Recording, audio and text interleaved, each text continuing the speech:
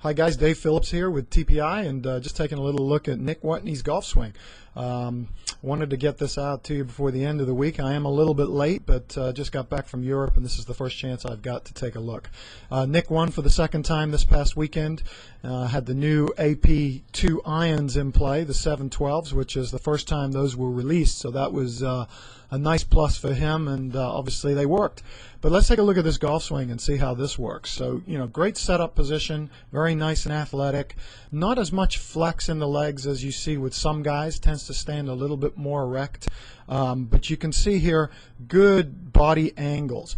But this is what I like most about his golf swing, and what a lot of you can take from this, is if you draw a line right on his tailbone right here, one of the things he does so well is as he takes the club away, not only does he keep it nice and wide, but watch how he loads into this hip. So this is a key aspect, I think, in good golf swings, is how well you can load into your hip, because it gives you that ability to coil your upper body nicely against your lower body.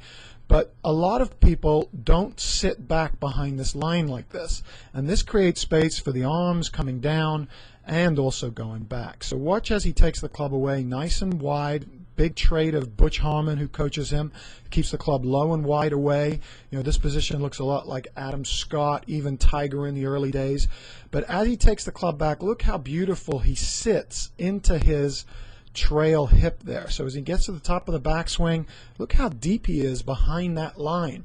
So remember, the pelvis is an ellipse, it's not a circle. If you rotate properly and sit back into your hip properly, your butt should go back behind this line. Now this is the key. In transition, what happens is look how well he stays back behind that line. So even though his hips are rotating and he's shifting and rotating, you can see he never comes back off this line. So this maintains his body angles and creates plenty of space for his arms. Look how clear his arms are of his body coming down. A lot of you might get into that, what you feel like a stuck or trap position, and that's usually because your pelvis is moving towards the golf ball at this point, and then your chest stands up, club gets behind you, and you can hit a block or a hook. So if you're one of those players that suffers from a block every now and then or a hook, then you really need to pay attention to this. And you can see here with Nick, look how deep behind this line he is. Notice as he comes back down into impact, he's still well behind the line, and his arms are completely free of his body. Beautiful position, hips are rotating, chest is rotated. Look now how he can extend that club right through down the target line.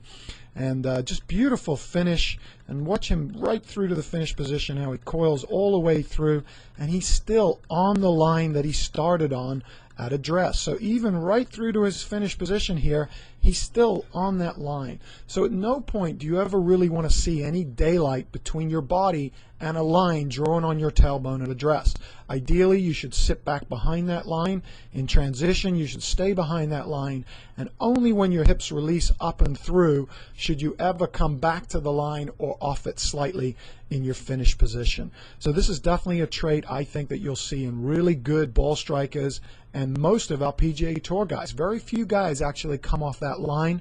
There are a few that do, but guess what? There's a lot of amateur golfers out there that do come off the line. So big trait I think is the pelvis. Pelvis is a key component in any golf swing, is how it works, how it generates power from the ground up and delivers power through the body, and so on and so forth. But if you want to learn something from Nick Watney's golf swing, try and stay back on that line and behind that line during your golf swing, and I think it'll help your ball striking tremendously. Hope you've enjoyed this little analysis, and good luck to Nick in the next couple weeks with the majors coming up.